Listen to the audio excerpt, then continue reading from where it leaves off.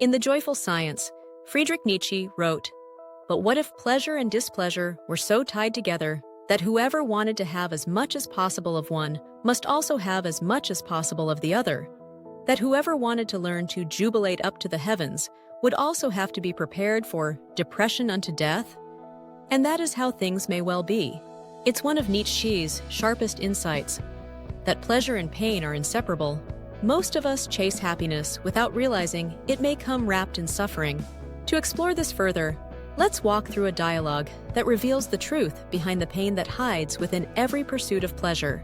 A rich man spent his life chasing success. By age 40, he had it all: millions of dollars, luxury cars, expensive suits, a big house, and a beautiful wife. His life looked perfect from the outside.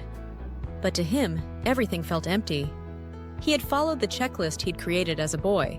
Get a high-paying job, marry someone beautiful, gain status, and you'll be happy.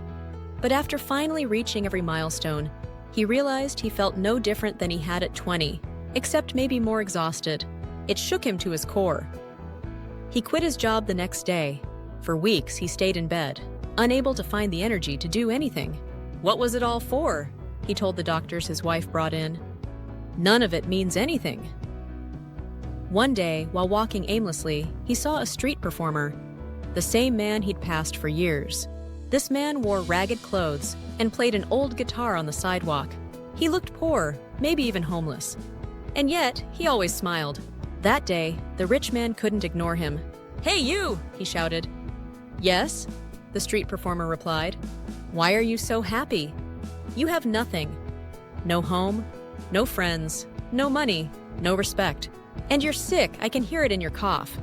How are you possibly happy?" "I see you every day too," the man said. "You always wear a nice suit.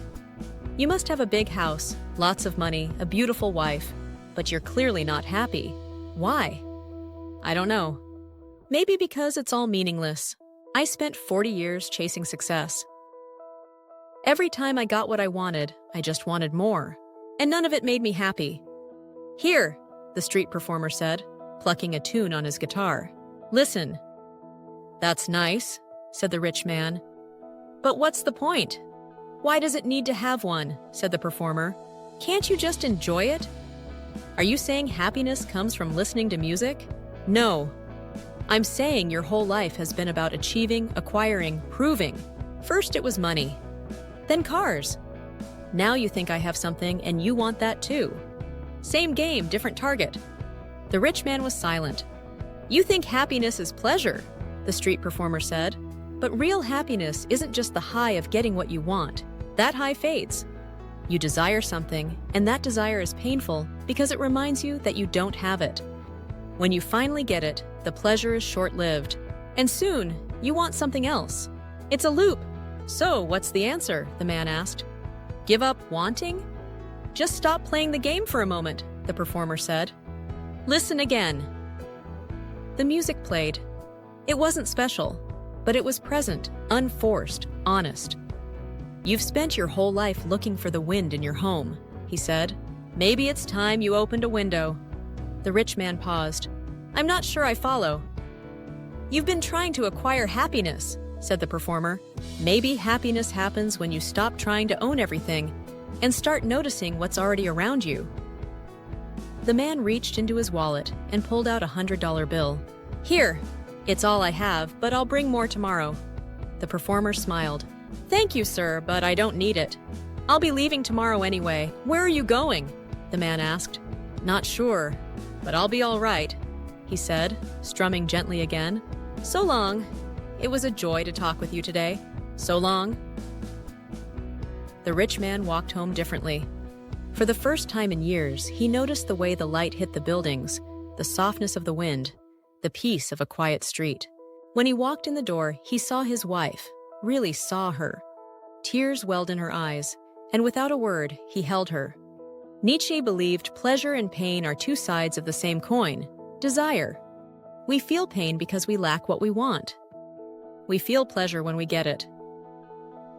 But the more we want, the more we suffer.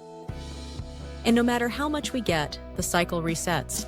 So what happens when you stop flipping the coin? What if joy isn't something you hunt down, but something you notice when you stop chasing. In The Joyful Science, Nietzsche wrote, "Since I grew tired of the chase and search, I learned to find, and since the wind blows in my face, I sail with every wind." Maybe happiness begins the moment you let go.